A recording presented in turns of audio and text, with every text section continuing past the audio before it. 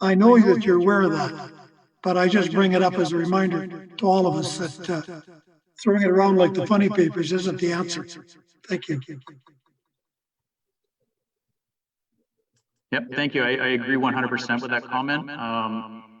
I think when we're looking at information through social media avenues, I think we're looking at giving very basic information, things like fire services is at an incident or responded to an incident in this area. We're not giving details of the type of incident or things like that. It's more to avoid the area.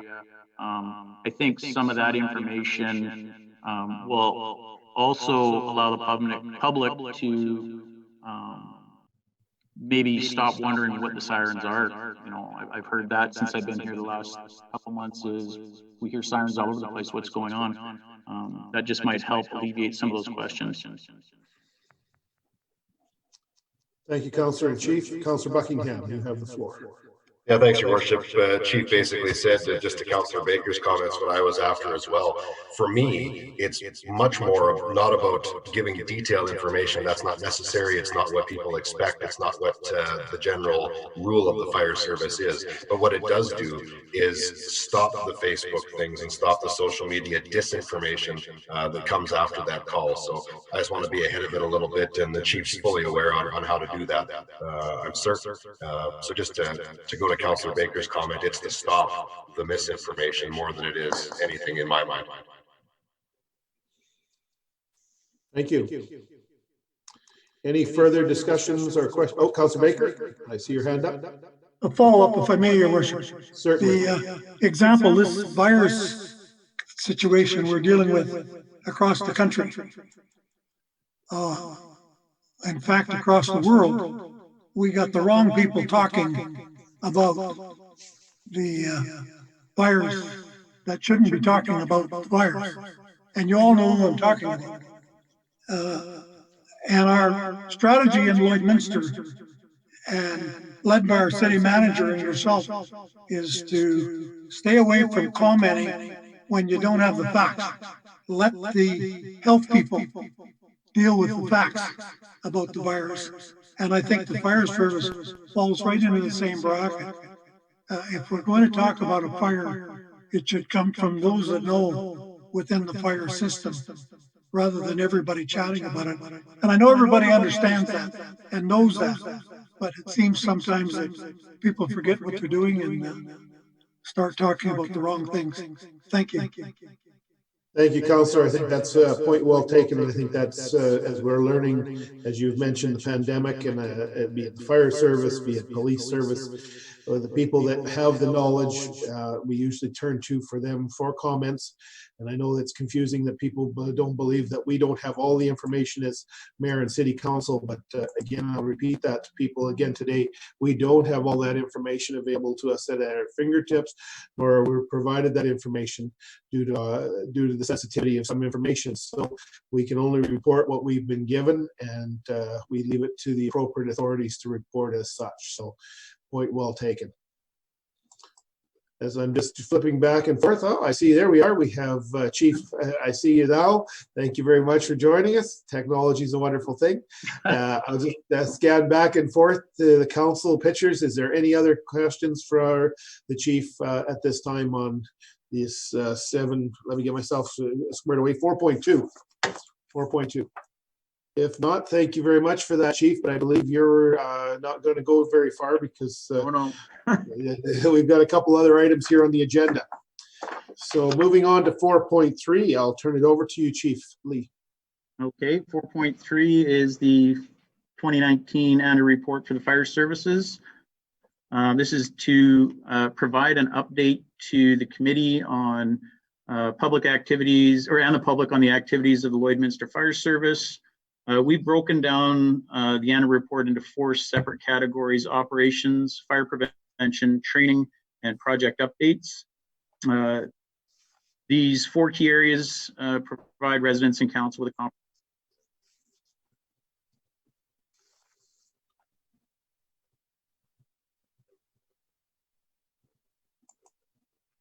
Oh, I think we just lost something somewhere there.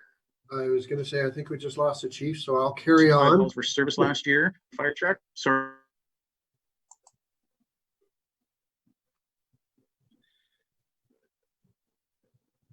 I'm thinking we have some IT issues. Oh, there he is. You're back again, Chief. We lost you for the last bit. Oh, did you? Sorry. No Can you hear me now? Yeah, you did fade in and out, and then you left, but we'll try and catch you as soon as if you fade away. Okay. Please restart at the 4 categories, the annual 4 categories. Sorry, the 4 categories fall under operations, fire prevention, training, and project updates. This is just to give a comprehensive overview of the fire service activities. Last year, the fire service attended 565 calls, and I understand that's up from 2018. We did take delivery of a new fire truck, which we're currently working at putting into service, which we hope to have in service no later than mid-May. And we've been working to complete the fire service master plan implementation. Options for the committee are you can accept this report as information or request more information to be brought back to the committee at a future GPS meeting. And do you have any questions on the fire services annual report? Thank you, Chief. I'll look around for any hands up, and I'm not seeing any right off the bat, so maybe I'll take the first. Chief, Sure. one of the discussions is often talked about false alarms. Are we seeing decrease in false alarms? Are we seeing more false alarms? And are we seeing more repeat false alarms, I guess is the question from alarm systems. Some of that I can answer on the repeat false alarms. Looking at the numbers from 2018 to 2019, our alarms look like they decreased slightly. Some of that could be in relation to how we have been tracking on FirePro our incidents.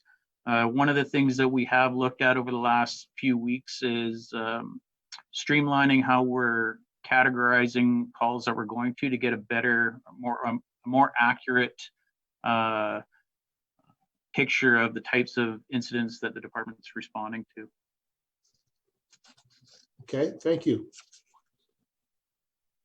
Councillor Buckingham, I see you have your hand up.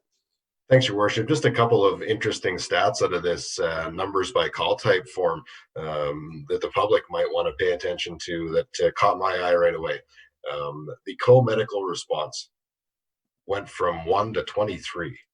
Now, we've been talking about this as a medical community. It's alarming that we would be responding to that many calls, considering we're not classed as a medical response team. So that's an interesting stat. The other one is the MVC category going from 28 to 98. I believe the way we're dispatched now, when we moved to the composite service, I don't want people to think that we had that many more MVCs in the city. I think it's that we responded to that many more MVCs just because of dispatch. Our fire services weren't responding to all the MVCs because they didn't know if they had to right away. And now the protocol is that we're being dispatched to those MVCs when they come into LOCCs. So a couple of interesting numbers that I wanted to point out. Any comments, Chief? The co-medical response, yeah, I see that there's an increase. I think we actually looked at those numbers from our first quarter this year, and we've only responded to 2 of those co-medical response type calls.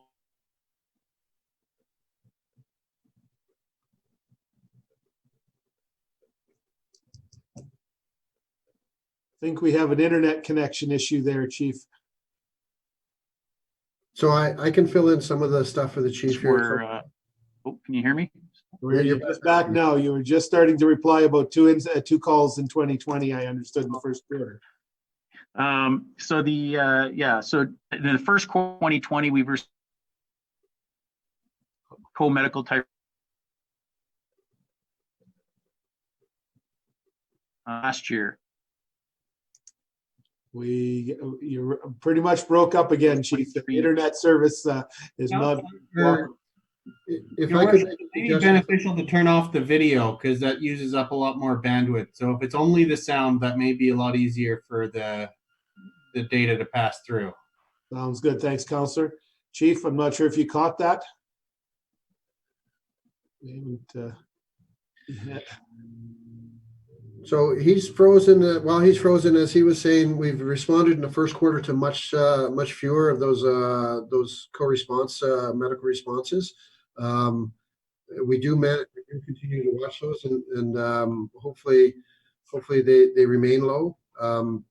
Of course, with the accidents and the motor vehicle accidents, Council, you're absolutely correct. The LOCC, or the Lloyd Operational Communications Center, now immediately dispatches a fire service call. It's not that we're having more accidents; it's absolutely that we're just responding to more at this time. Yeah, I just wanted to point that out, because if someone from the public generally is looking at that, they may have some alarm bells go off on that one, but it's more of a response change than an increase for sure. Excellent. Well, thank you. Sorry. We seem to be having some internet issues here. So, Chief, we were just mentioning you may want to just go to audio if you don't mind. Sure. And that will hopefully improve your bandwidth and not challenge your internet as much. How's that? So far, so good. Okay. Just going I back. noticed that's what we find out here. We've had a few times lately that our internet's just dropped off, and it's been off for an hour at least sometimes. So I was just going to say, going back to the co-medical response stuff, I think 6 of those calls last year were only times that we responded prior to an ambulance. Most of those were lift assist calls with the ambulance already on scene. All right. Thank you. City Clerk did fill us in quite well, Chief, on some of that discussion as well, just so you were maybe unaware of. Great, thanks. If I can pose a question, it's regarding the MVCs. Do we charge then send a bill to the appropriate insurers to cover the fees for that service? I know SGI on the Saskatchewan side is the sole provider of vehicle insurance, but in Alberta, do we, as the city, bill the respective insurance companies for that service? That's something that I'm not 100% sure on. I'm just going to confer with Chief Easing here just to be sure. Okay. So it says our bylaw does allow us to do that, but we haven't billed out for MVCs in 2019. Okay. That's something that we'll definitely be looking at in the future. I know that's something that we've done in previous communities that I've been in as well. Would appreciate the cost recovery, that's for sure, that if the avenue is open to you, that to help just with some of the costs. Exactly. The reasons we put that in place years ago. I'm just again scanning. If you do have a question, please put your hand up and I'll try and get to you. If I didn't see it, I'm just back and forth between 2 screens to get all the councillors covered. Any other questions at this time for the chief on the 2019 operational report?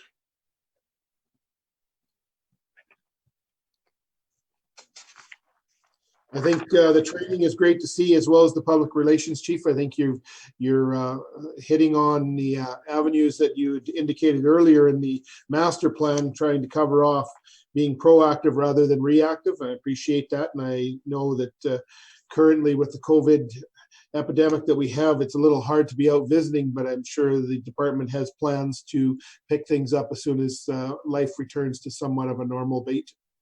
That's definitely true. Great. Any other questions? Okay, I'm just flipping back and forth, not seeing any. Thank you, Chief, but don't go too far. I think we'll be returning back to you here momentarily. Moving on to 4.4, the AFRAC radio purchase update. I believe that's back to you, Chief Lee. Yep. So this information report is to give an update to council regarding the status of the AFRAC radio systems project. The fire service does require new portable radios to be replaced based on the current system being outdated.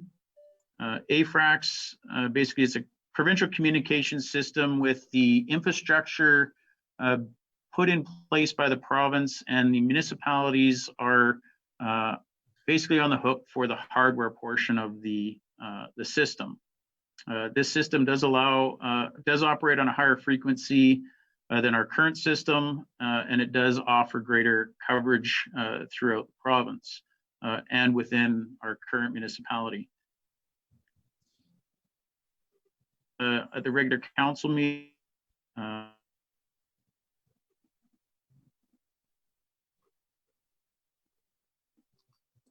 we budgeted for.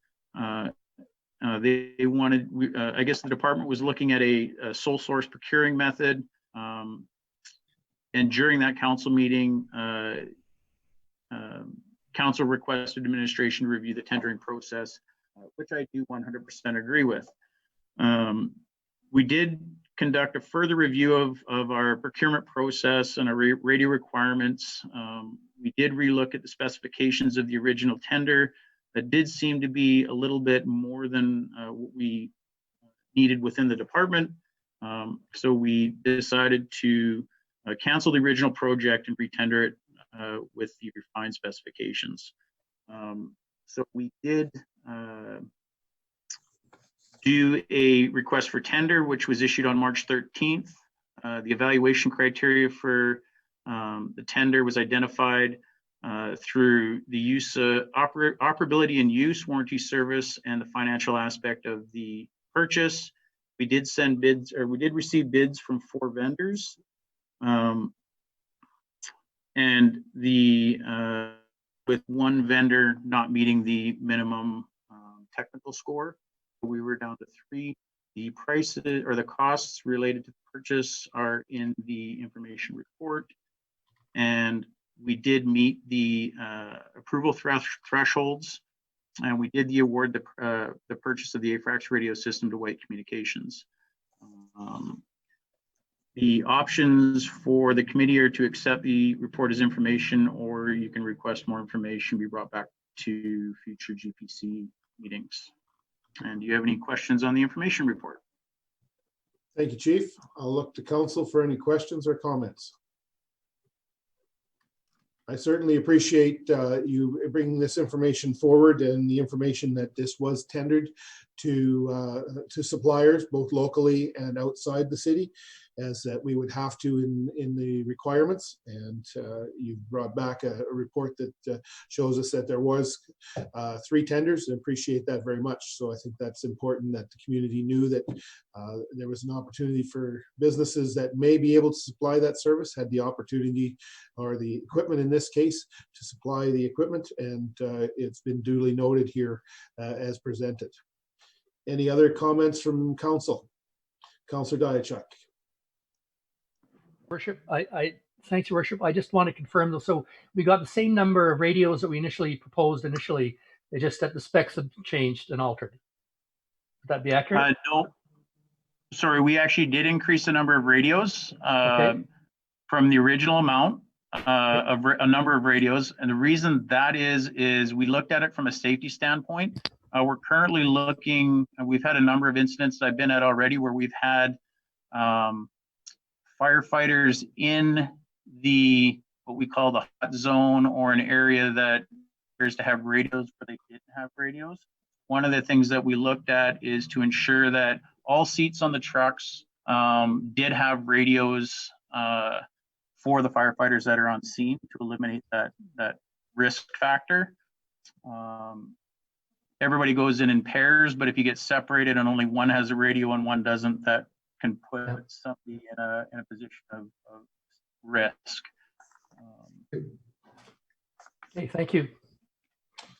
Councillor Thorson, I believe you had your hand up. Yeah, thank you, Your Worship. I guess I'm just trying to confirm, because, you know, I'm going back only a month, or 2 months, but it seems like forever ago. So when these initially came to us, they came to us as a sole source, correct? Correct.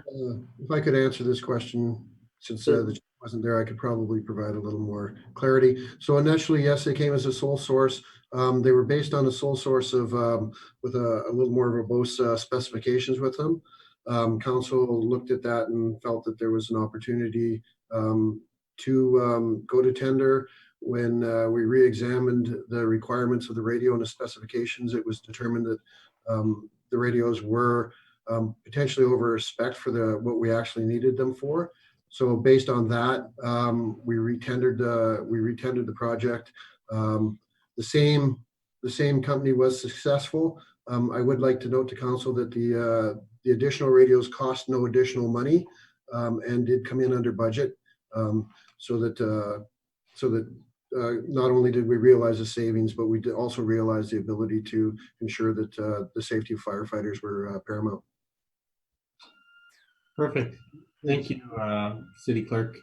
Yeah, I guess at the end of the day, however we got there, I'm happy with where we got to. I think, and the process, is a little more fair and transparent. And even to me, I had some concerns at the time when it was a sole source and we had already kind of presented we'll say the bid information for one particular party.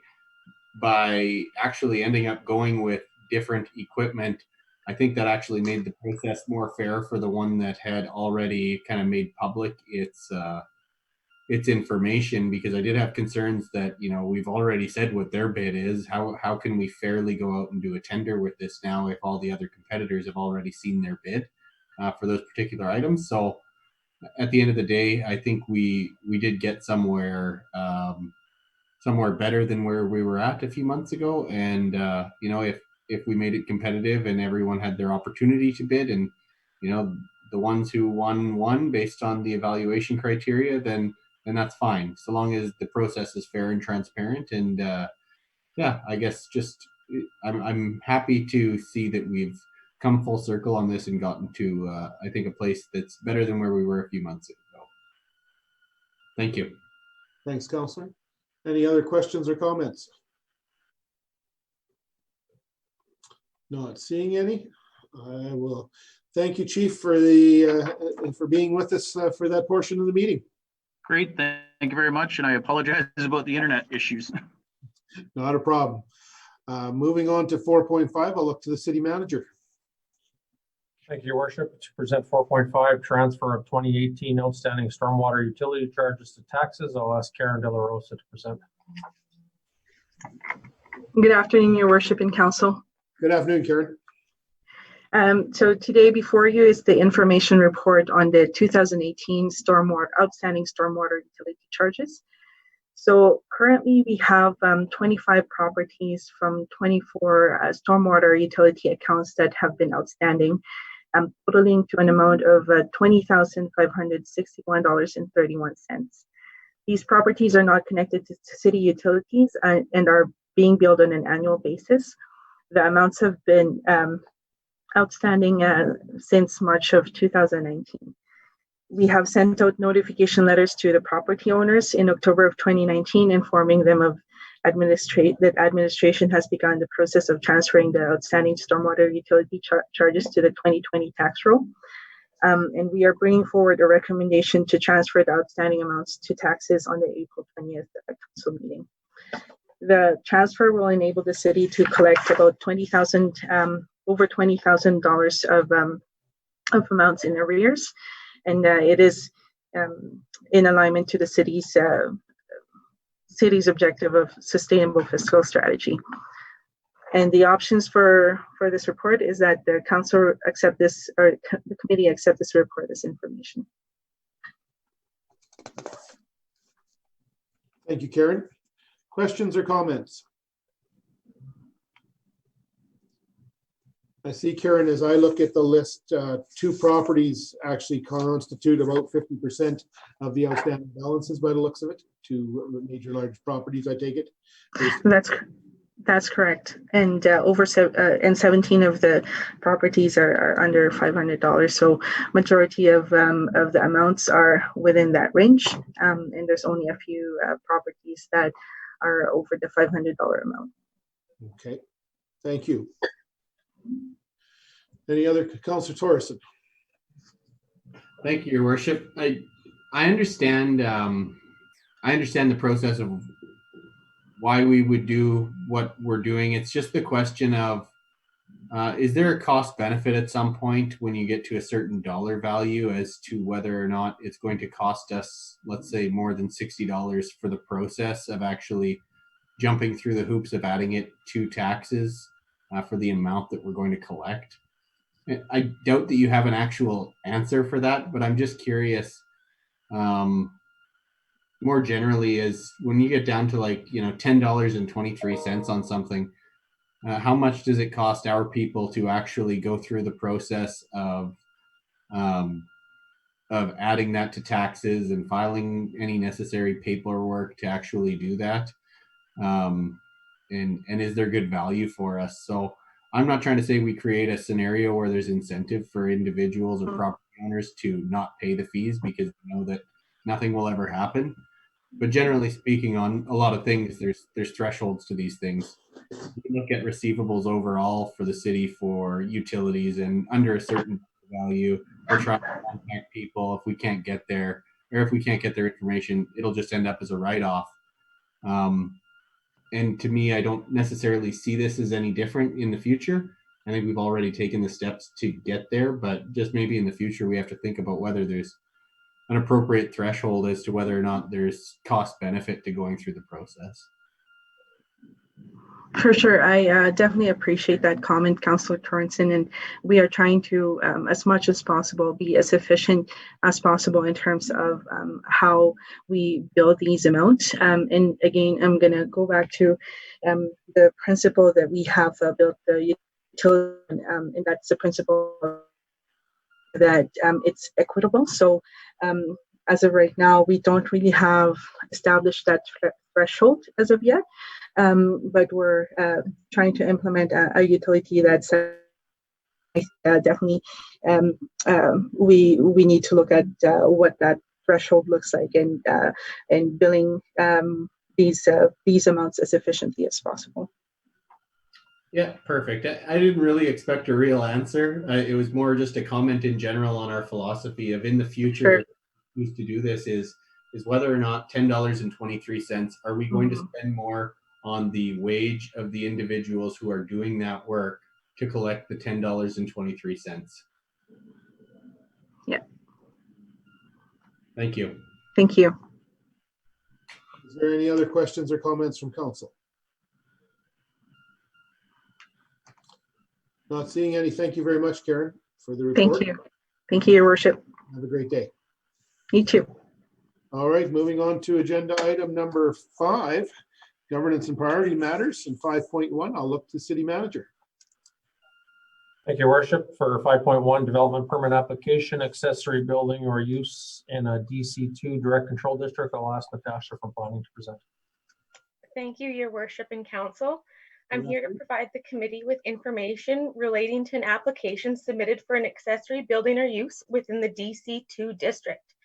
Administration received this application on February 28, 2020, proposing the development of a temporary tent structure in the parking lot of 5027 44th Street to be used as a seasonal garden center.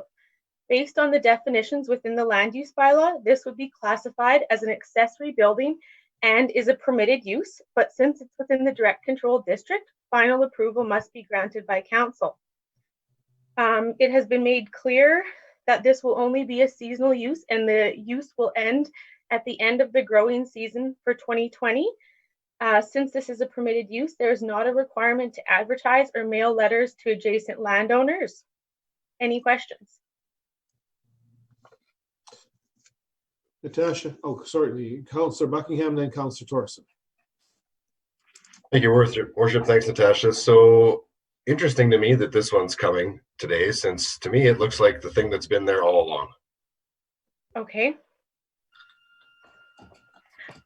It becomes a seasonal approval use.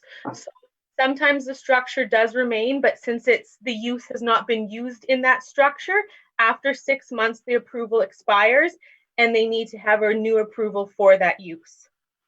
We haven't seen this before, although it's been used before. So we're just being more proactive on this time, or what happened? Previous administration was classifying it as a different interpretation of the bylaw. However, recent reviews of the bylaw as it's written to date has brought to my attention that previous years it may not have been processed in the most transparent manner, and that's why it's being brought forward today. Okay, makes sense. Thank you. You, Councilor Torreson. Yeah, sorry, I was just gonna say the same thing. So more or less, it was the exact same question. And what have we done in the past with this particular thing? What's changed in the bylaw that's made us come back? And I feel like I'm close enough on the answer already. So thank you. Thank you. Any other questions or comments, Council? Not seeing any. I see a lot of heads going sideways. So thank you very much, Natasha. Thank you. Moving on to 5.2, through the city manager, back to Natasha, I guess. Thank you, Your Worship. I'm here to provide the committee with information pertaining to an application to amend Land Use Bylaw 5/2016 to add aesthetic shops and health services as a discretionary use within the I-2 Medium Industrial District. The department received this application for the text amendment on February 28, 2020. Planning Administration has met with representatives of the application in March to discuss the application in further detail. It came to light that the applicant owns a building within the I-2 Medium Industrial District and currently has some vacancies they've been struggling to fill. A potential tenant has reached out to them to express interest in utilizing the space to own and operate a new small business in town. This business would offer a variety of services as defined within our land use bylaw as aesthetic shops and health services. As per the land use bylaw, the purpose of the I-2 district is to provide for industrial uses that carry out a portion of their operations outdoors or require outdoor storage areas, and any nuisances associated with these should not extend beyond the boundaries of the site. This district should be located in the interior of industrial areas surrounded by the light industrial district or separate from any residential districts by arterial roads or a higher quality industrial or commercial districts. Currently, our medium industrial district does have a wide range of uses, including but not limited to fleet services, equipment repair shops, and industrial storage. It does also have some limited commercial uses, such as offices and amusement establishments. Planning Administration did complete a review on comparable municipalities to see how they were classifying some of these uses within their districts.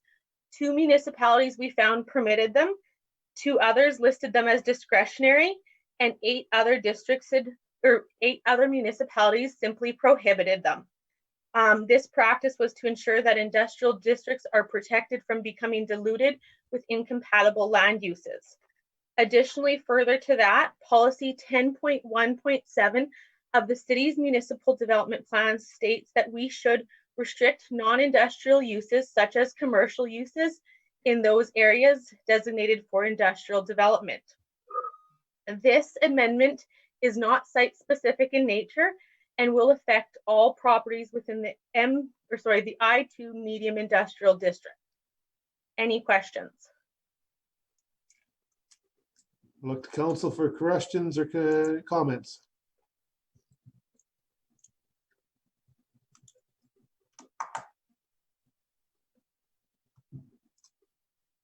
Last call. Any questions or comments? Councilor Torreson. Thank you, Your Worship. Still thinking of what my question or comment is, so I'm just killing time. But no, to me, I'm trying to figure out, like, I understand the risk of having incompatible uses to an extent, but to me, like, I'm just questioning whether or not whose benefit is that to exactly. Like, to me, it would be more on the side of, if you're on the aesthetic side of things, that you wouldn't want some kind of more industrial thing next to you, and not necessarily going the other way. And maybe I'm wrong about that, but it just seems like to me the use is odd, don't get me wrong, but it would be more odd for the one side than the other in this scenario. I don't know. General comment. I don't know if I need a response. I'm looking to Natasha. I guess that's that question. You can put commercial and industrial, but you can't put industrial and commercial. I guess is that where I'm kind of gathering, Councillor? Yeah, kind of. Depending on the nature of the business. Like I could see why you'd be more concerned with it going one way than going the other way, but I don't know. I don't see I guess the risk necessarily that could potentially exist there, that you see like outright bans in some communities. So I don't know. I just don't understand it enough. I've got Councillor Baker with a comment. Councillor. I don't have a comment. If you'll excuse me for a moment, I have to answer the door. Certainly. Thank you, Councillor. Thank you. So, yeah, so basically, Natasha, what you're basically proposing is this would come to council for a first reading, and then it would and go from there. And there is an opportunity for public hearing to be held, however that would be held at a time to be set. Correct. Yes. Okay, thank you. Councillor Diachuk. Yeah, as I've read through this, I think I've asked some similar questions that I heard Councillor Torson raise, and who's benefit and who's, and I'm not sure you understand it well enough, and I'm hoping that the input in our open public hearings will perhaps give us some direction and comments. And if there is none, I guess, there are no other questions to be answered. I'd have to agree with you, because I did look at this as well. And with everything going on in the world today, including our community, it's a game. Everything's a game changer. And if someone wanted to set up a business in the industrial park, are we going to? Would I say no? And I'm hesitant. I'd have to see this come forward and look at it just in a little different light, because I think that from that perspective. So hopefully, with some public input, if people are questioning it or are supportive of it, we'll get some idea where the community sits. Any other questions or comments? Well, thank you, Natasha. Thank you, Your Worship. Moving on to agenda item 5.3, I'll look to the city manager. Thank you, Your Worship. For 5.3, Draft Community Services Advisory Committee bylaw, I'll ask Patrick Lancaster to present.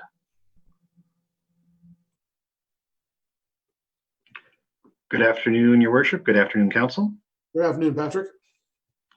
What we have here is administration has prepared a draft of the Community Services Advisory Committee bylaw to update and replace the Family Community Support Services bylaw. As Council is aware, the Advisory Committee acts as a volunteer group appointed by Council that currently reviews the FCSS funding grant, which is put out annually, as well as the Saskatchewan Lotteries Community Grant Program grant, which is put out annually as well. In 2017, the Family and Community Support Services bylaw was put together to create the structure and sort of essentially the terms of reference for the formation of the advisory committee, and gave them a little bit of structure and a little bit of purpose. In 2018, a policy was passed to include Saskatchewan Lotteries as part of the grants that group looks at. And around that time, 2018, there were some changes within the organizational chart with the city that created some inconsistencies in the bylaw and how it read and its function, just as far as some of the positions. So we've been looking at ways to update the bylaw, update how the committee functions. And so we've put together a draft that addresses some different issues. So the new Community Services Advisory Committee bylaw would replace the existing Family and Community Support Services one. It would remove content that is specific to family and community support services. This is something that we would plan to address as part of a separate policy that kind of complements the bylaw.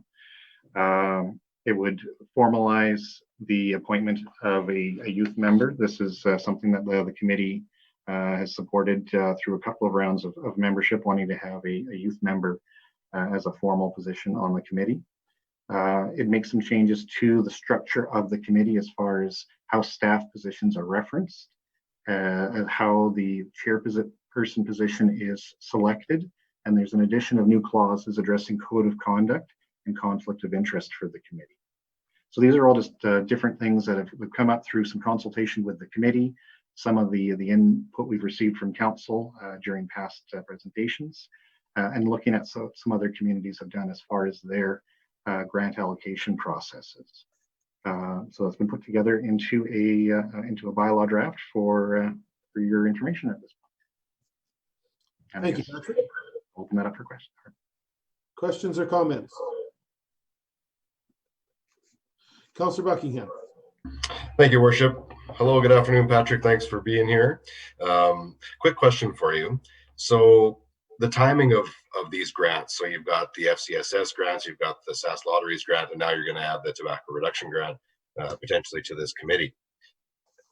How many additional committee meetings would that take, or can the tobacco reduction grant fall in line with the SAS Lotteries timing? Or, and secondly, I guess to that, is the committee accepting of having more responsibility?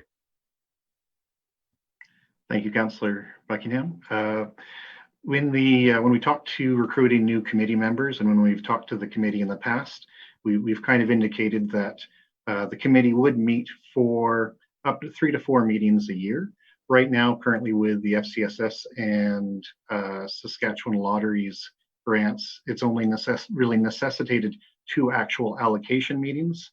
In some instances, we've had an additional meeting for information or for some discussion, but at this point, we're still sort of within the realm of what we've set up when we've done recruitment for the committee in the past. So there seems to be an openness, and we have talked at the table or hinted that the tobacco reduction grant may be coming up in the future as an addition to the committee's responsibility. So so far there seems to be openness to take that on. And perhaps your feeling and the committee's feeling on having a committee member take over as the leader of those meetings, because as someone who sits around that committee, the committee has certainly appreciated your guidance and everything that's gone along with it. Your expertise is second to none. So how do you think that affects the overall flow of things? I believe the change will be a positive for the committee.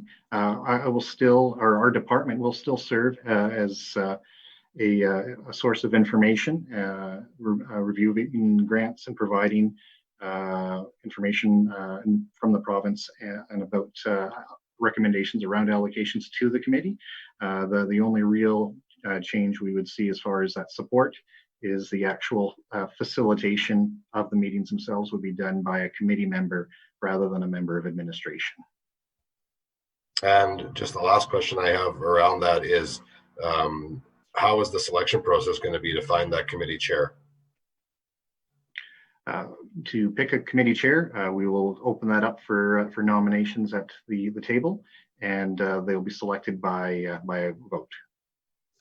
Good, thanks. There's a really engaged, well-rounded crew on that committee currently, so I have no fear of finding someone good to lead that group. So, but having said that, thank you, Patrick, for all you've done and continue to do on that committee. It's I said it before, I went to the FCSS committee conference with Patrick, and well respected around the province, and a real resource. So we're lucky to have you. So thanks for everything. Thank you. Any other questions or comments? I appreciate, Patrick, you've given the committee, or your proposal, the bylaw includes a provision that people aren't there forever, even though some of them don't want to be there forever. And sometimes if they don't get elected off, they end up staying. So I see that the bylaw does allow for a length of time served.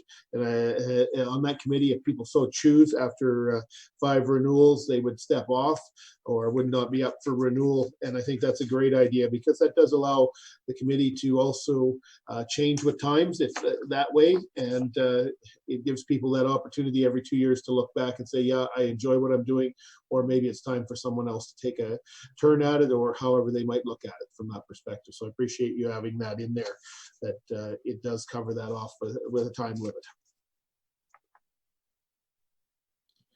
Any other comments or questions? Not seeing any. I think that, yeah, from what I'm sensing, Patrick, this looks like it's ready to come forward to council and start the process. Thank you, Your Worship. All right, moving on to agenda item 5.4, and city managers back through Patrick, if you'd like to carry on with grant policy. Thank you. So to complement the FCSS Community Services Advisory Committee bylaw, we have drafted a series of policies that speak to, or sorry, we're either a revision of existing policies or additional policies to support the grant processes. Whereas the committee itself, or sorry, the bylaw is worded in such a way that doesn't speak to a specific grant. We have several different grants that the municipality administers, and by separating the policies from the bylaw, the city could essentially plug in grants as needed to the committee for reviews. So in removing the content for the FCSS advisory committee that's specific to FCSS from the bylaw, we needed a policy that supports the actual grant process. So the policy, which we've kept fairly brief, just speaks to the process by which the city would call for applications for our FCSS grant, which is the Family Community Support Services Program, done in partnership with the province of Alberta. And it just outlines the process of the grant. We didn't have a policy specific to FCSS before, so this is a new grant policy. However, the grant has been running through the city for many years up to this point. The only point that would be maybe a little bit new or a little bit different that I will point out to council is that in the policy there is a provision in there that mentions multi-year funding. This is to align, and it's not to say that multi-year funding grants will be approved, only that there is a mechanism there by which they could be. This aligns with the province's new FCSS agreements that they've given to municipalities, which are multi-year themselves. We are currently, this year, been granted a 3-year funding agreement with the province of Alberta, which continues for the next 3 years. Are there any questions? Thank you, Patrick. Question?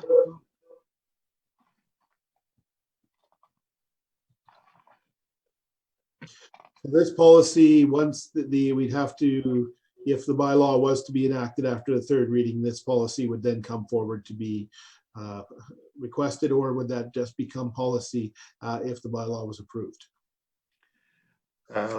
My understanding, and I'll ask for perhaps the city clerk to correct me if I get this mixed up, is that we would bring the policy for approval potentially at the same meeting as the third reading of the community services bylaw. And that would be correct. All right.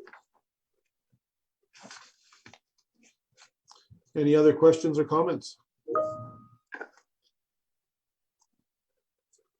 Not seeing any. Thank you very much, Patrick, for that update. Moving on to 5.5, city manager, back through to you, Patrick. Thank you.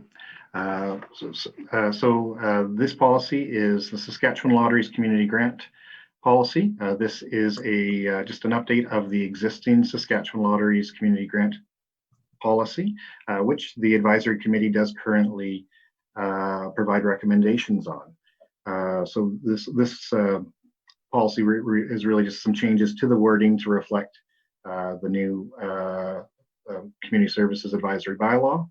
There is an addition of a clause regarding that there is not an appeal process, and there is an additional clause regarding redistribution, reallocation of unused grant funds.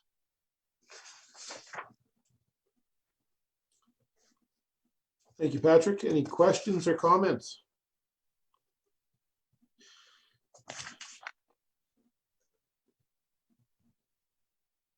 So this is just an updated policy that it currently exists, correct, Patrick? As I read this? Yes, that is correct. We currently have a Saskatchewan Lotteries community grant policy, which speaks to the process by which we disperse funds received through the Saskatchewan Lotteries community grant program. This policy is just a basic revision of that with a few additional clauses and updates for language around the new bylaw. So it would reference the Community Services Advisory Committee rather than the Family and Community Support Services Advisory Committee. Okay. Any questions or comments? Not seeing any from council at this time. We'll move on to 5.6 and city manager through to you again, Patrick. Thank you very much. Similar to the Saskatchewan Lotteries grant policy, this is a draft of the Lloydminster Tobacco Reduction Grant Policy. This is another policy that currently exists and speaks to the process by which the city dispenses funds to community organizations to support local tobacco and smoking reduction strategies. Again, this policy includes a few updates to wording, the inclusion of a clause that speaks to reallocation of funds, speaks to that there is not an appeal process, a few wording changes in regards to criteria for eligibility. But most importantly, the biggest change is to assign the Community Services Advisory Committee to review the grant applications and make recommendations to council for funding allocation. So in the past, this was a task done by a committee made up of members of administration. This would remove that responsibility from administration, and the advisory committee would serve the function of reviewing the grant applications and making recommendations for council's approval. Thank you, Patrick. Questions or comments from City Council?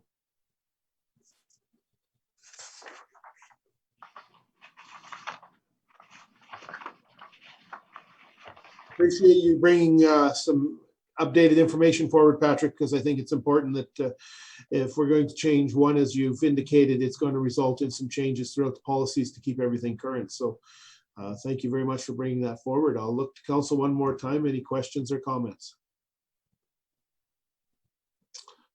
Not seeing any. We'll look forward to these being brought forward at the appropriate time, Patrick, if it's the will of council. Thank you, Worship. Thank you. We'll now look to the communications team for inquiries from the media. Thank you, Worship. Today we have interview requests for yourself, Mayor Albers. All right, thank you very much. Well, with that, then I will look for a motion of adjournment from the committee. Councillor Buckingham, a motion to adjourn. Thank you very much again, members of council and administration. This is always a trying time and we're getting used to this new technology, but I do appreciate everyone chiming in and being present for the meeting, and we'll continue to work through this as we move forward. So thank you very much, everyone. Have a great afternoon.